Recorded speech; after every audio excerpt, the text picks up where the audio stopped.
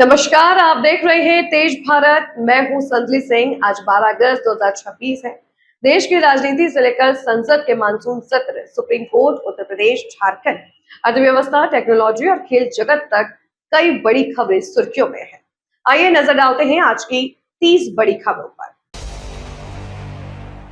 संसद में आज भी सियासी घमासान के आसार। संसद के मानसून सत्र में सत्ता पक्ष और विपक्ष के बीच टकराव जारी है। अलग अलग मुद्दों को लेकर संसद के अंदर और बाहर प्रदर्शन देखने को मिल रहे हैं। विपक्ष सरकार से चर्चा और जांच की मांग कर रहा है, जबकि सरकार विधायी कामकाज आगे बढ़ाने की कोशिशों में जुटी है। जस्टिस यशवंत वर्मा जांच रिपोर्ट आज संसद में। जस्टिस यशवंत वर्मा से जुड़े मामले की जांच रिपोर्ट आज संसद के दोनों सदनों में पेश किए जाने की तैयारी है। रिपोर्ट को लेकर राजनीतिक और कानूनी हलचलों में चर्चा तेज है। आगे की संवैधानिक प्रक्रिया पर भी नजर रहेगी और संसद में इस मुद्दे पर सियासी प्रतिक्रिया देखने को मिल सकती है। एफसीआरए बिल को जेपीसी भेजने को तैयार सरकार। एफसीआरए संशोधन विधेयक को लेकर जारी विरोध के बीच केंद्रीय सरकार इसे संयुक्त संसदीय समिति यानी जेपीसी के पास भेजने के लिए तैयार दिखाई दे रही है। विपक्ष, जज और कई नागरिक संगठनों ने विधेयक के कुछ प्रावधानों पर सवाल उठाए हैं। सरकार संसद में जारी गतिरोध खत्म करने की कोशिश कर रही है। ट्रिब्यूनल्स रिफॉर्म्स बिल संसद के पास। संसद ने ट्रिब्यूनल्स रिफॉर्म बिल 2026 को पारित कर दिया है। राज्यसभा में विपक्ष के नारे और वॉकआउट के बीच विधेयक को ध्वनिमत से मंजूरी मिली है। संसद में जारी राजनीतिक गतिरोध के बीच बिल पारित होने से सरकार ने अपनी विधायी एजेंडे को आगे बढ़ाया है। Taxation and other laws amendment bill पारित। संसद ने taxation and other law amendment bill 2026 पारित कर दिया है। वित्त मंत्री निर्मला सीतारमण ने डिजिटल भुगतान को लेकर भी महत्वपूर्ण बात कही है और उपभोक्ताओं के लिए डिजिटल पेमेंट सिस्टम मुफ्त रहने की बात दोहराई। आर्थिक और डिजिटल लेन देन से जुड़े इस फैसले पर सबकी नजर है। केरल का नाम बदलने वाला बिल राज्यसभा में। केंद्रीय गृह मंत्री अमित शाह आज राज्यसभा में केरल बिल 2026 को विचार और पारित करने के लिए पेश करने वाले हैं। विधेयक के जरिए राज्य के नाम में बदलाव का प्रस्ताव है। इस महत्वपूर्ण बिल पर राज्यसभा में होने वाली चर्चा पर राजनीतिक दलों की नजर बनी हुई है। रामनाथ कोविंद की आत्मकथा जारी करेंगे पीएम मोदी। प्रधानमंत्री नरेंद्र मोदी आज नई दिल्ली में पूर्व राष्ट्रपति रामनाथ कोविंद की आत्मकथा जारी करेंगे। पुस्तक का नाम Triumph of the Indian Republic, my life my story है। कार्यक्रम में कई प्रमुख हस्तियों के शामिल होने की संभावना है। पुस्तक में कोविंद के जीवन और सार्वजनिक सफर का उल्लेख किया गया है। कैंसर को नोटिफाइएबल डिसीज बनाने पर सुप्रीम कोर्ट का जोर। सुप्रीम कोर्ट ने देश के बाकी 19 राज्यों और केंद्र शासित प्रदेशों से वो कैंसर को नोटिफाइएबल डिसीज घोषित करने पर विचार करने को कहा है। इसका उद्देश्य कैंसर के मामलों की बेहतर रिपोर्टिंग और शुरुआती पहचान को मजबूत करना है। अदालत के इस कदम को स्वास्थ्य व्यवस्था के लिहाज से महत्वपूर्ण माना जा रहा है। नीट पीजी सीट नियमों को लेकर फिर उठे सवाल। नीट पीजी की राज्य कोटा सीटों में डोमिसाइल और निवास से जुड़े नियमों को लेकर अलग अलग राज्यों की नीतियों पर सवाल उठे हैं। सुप्रीम कोर्ट के पहले के फैसले के बावजूद कई राज्यों में प्रवेश नियमों में अंतर देखने को मिल रहा है, जिससे अभ्यर्थियों के बीच असमंजस बना हुआ है। 11 और इंटरनेशनल पोर्ट्स को लेकर बड़ा फैसला। केंद्र सरकार ने 11 और इंटरनेशनल पोर्ट्स को अधिसूचित किया है। इस कदम के बाद ई वीजा रखने वाले विदेशी नागरिक इन बंदरगाहों के जरिए भारत में प्रवेश कर सकेंगे। सरकार के इस फैसले से यात्रा और अंतर्राष्ट्रीय आवाजाही को सुविधाजनक बनाने में मदद मिलने की उम्मीद जताई जा रही है। केजीएमयू में बाहर से दवा लेंस मांगने की शिकायत पर कार्रवाई। लखनऊ केजीएमयू के नेत्र रोग विभाग में मरीजों से बाहर से लेंस और दवाएं मांगने की शिकायतों की जांच के बाद कार्रवाई हुई है। विभागाध्यक्ष डॉक्टर अभिजीत कौर को प्रो वीसी पद से हटाया गया है। संबंधित डॉक्टर पहले निलंबित हो चुके हैं, जबकि अन्य कर्मचारियों को नोटिस जारी हुए हैं। कन्नौज के इत्र कारोबार को ओडीओपी से मिला बढ़ावा। उत्तर प्रदेश की वन डिस्ट्रिक्ट वन प्रोजेक्ट योजना के जरिए कन्नौज के पारंपरिक इत्र उद्योग को वैश्विक बाजार से जोड़ने की कोशिश तेज हुई है। छोटे कारोबारियों को वित्तीय सहायता, प्रशिक्षण और प्रदर्शनियों में भागीदारी के अवसर दिए जा रहे हैं। इससे कन्नौज के परफ्यूम उद्योग को नया बाजार मिलने की उम्मीद है। नोएडा इंटरनेशनल एयरपोर्ट की पार्किंग में जलभराव। ग्रेटर नोएडा के जेवर स्टेट नोएडा इंटरनेशनल एयरपोर्ट के पार्किंग कंपाउंड के पास तेज बारिश के बाद जलभराव का वीडियो वायरल हुआ। यात्रियों को कुछ समय परेशानी का सामना करना पड़ा। एयरपोर्ट प्रबंधन के मुताबिक करीब 30 मिनट में पानी निकाल दिया गया, लेकिन ड्रेनेज व्यवस्था को लेकर सवाल उठे हैं। राम मंदिर सीईओ पद के लिए इंटरव्यू शुरू। अयोध्या राम मंदिर ट्रस्ट ने सीईओ पद के लिए इंटरव्यू प्रक्रिया शुरू कर दी है। 5300 से अधिक आवेदनों में से 18 उम्मीदवारों को इंटरव्यू के लिए शॉर्टलिस्ट किया गया है। उम्मीदवारों से प्रशासनिक अनुभव, विजन और मंदिर प्रबंधन से जुड़े सवाल पूछे जा रहे हैं। अंतिम चयन पर सबकी नजर बनी हुई है।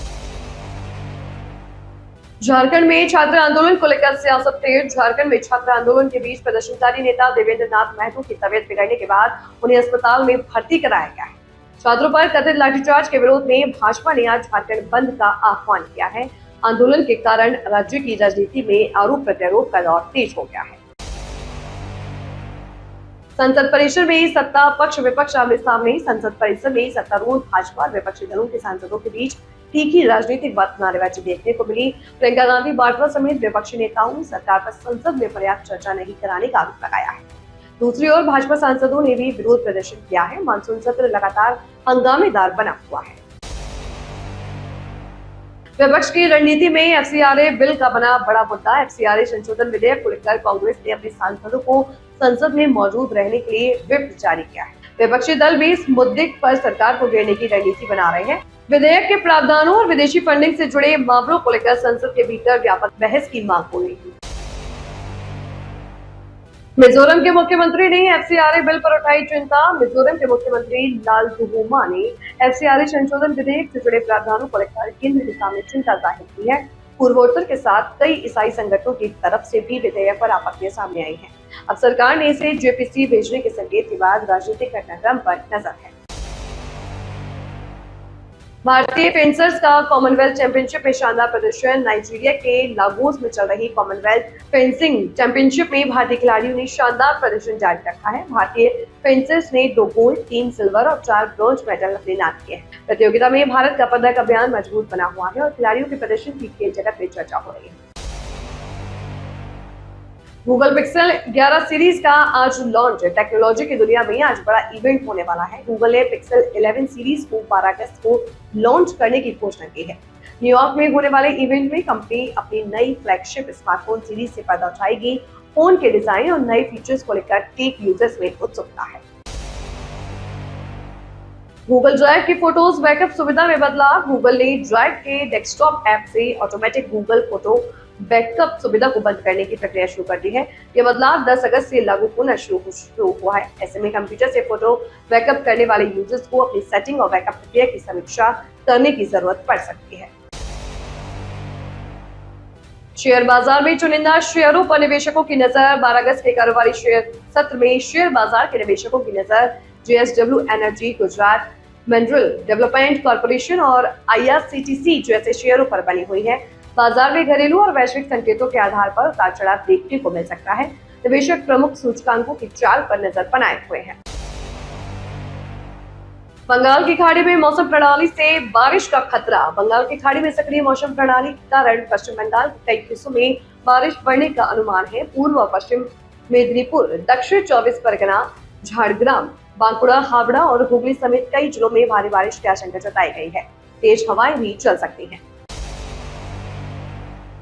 लखनऊ में गर्मी और उमस का असर। लखनऊ में आज अधिकतम तापमान करीब 36 डिग्री सेल्सियस तक पहुंचने का अनुमान है, जबकि न्यूनतम तापमान करीब 30 डिग्री रह सकता है। मानसूनी मौसम के बीच गर्मी और उमस लोगों को परेशान कर सकती है। आने वाले दिनों में तापमान में कुछ गिरावट आने का पूर्वानुमान भी है।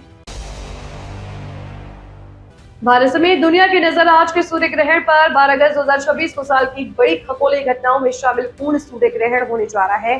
ग्रहण का पूर्ण चरण मुख्य रूप से ग्रीनलैंड, आइसलैंड और उत्तरी क्षेत्रों में दिखाई देगा। वैज्ञानिक और खगोल विभाग में रुचि रखने वाले लोग इस दुर्लभ खगोलीय घटना को लेकर उत्साहित हैं। अफगानिस्तान में तालिबान शासन के 5 साल। अफगानिस्तान में तालिबान शासन के 5 साल पूरे होने के बीच उसकी अंतर्राष्ट्रीय स्थिति फिर चर्चा में है। औपचारिक मान्यता सीमित रहने के बावजूद तालिबान प्रशासन ने कई क्षेत्रीय देशों के साथ व्यापारिक संबंध विकसित किए हैं। अफगानिस्तान की अर्थव्यवस्था, मानवाधिकार और कूटनीतिक भविष्य अब की बड़ी चुनौती बने हुए हैं। बांग्लादेश की राजनीति पर भारत की नजर। बांग्लादेश में बदलते राजनीतिक घटनाक्रम के बीच तृणमूल कांग्रेस के पूर्व नेता दिनेश त्रिवेदी ने प्रधानमंत्री नरेंद्र मोदी से मुलाकात की है। ये मुलाकात तारिक रहमान के साथ उनकी बातचीत के एक दिन बाद हुई है। पड़ोसी देश के राजनीतिक घटनाक्रम के कारण इस मुलाकात को महत्वपूर्ण माना जा रहा है। संसद में विपक्ष का प्रदर्शन जारी। मानसून सत्र में विपक्ष लगातार अलग अलग मुद्दों को उठाते हुए सरकार का दबाव बना रहा है। सदन के भीतर नारेबाजी के साथ संसद परिसर में भी प्रदर्शन हो रहे हैं। सरकार और विपक्ष के बीच जारी गतिरोध के कारण कई महत्वपूर्ण मुद्दों पर विस्तृत चर्चा प्रभावित होने के आरोप भी लगाए जा रहे हैं। डिजिटल पेमेंट को लेकर सरकार का बड़ा संदेश। डिजिटल लेन देन करने वाले करोड़ों उपभोक्ताओं के लिए सरकार ने महत्वपूर्ण संदेश दिया है। वित्त मंत्री निर्मला सीतारमण ने संसद में कहा कि डिजिटल पेमेंट सिस्टम उपभोक्ताओं के लिए मुफ्त बना रहेगा। देश में यूपीआई और दूसरे डिजिटल माध्यमों के तेजी से बढ़ते इस्तेमाल के बीच यह बयान बेहद महत्वपूर्ण माना जा रहा है। आज संसद से खेल तक कई बड़ी खबरों पर नजर। आज दिन भर संसद के मानसून सत्र, एफसीआरए संशोधन विधेयक, जस्टिस यशवंत वर्मा जांच रिपोर्ट और केरल के नाम पर परिवर्तन से जुड़े बिल पर नजर रहेगी। वहीं उत्तर प्रदेश की प्रशासनिक खबरें, झारखंड छात्र आंदोलन, मौसम, शेयर बाजार, गूगल पिक्सल लॉन्च और भारतीय खिलाड़ियों का प्रदर्शन भी प्रमुख सुर्खियों में रहेगा।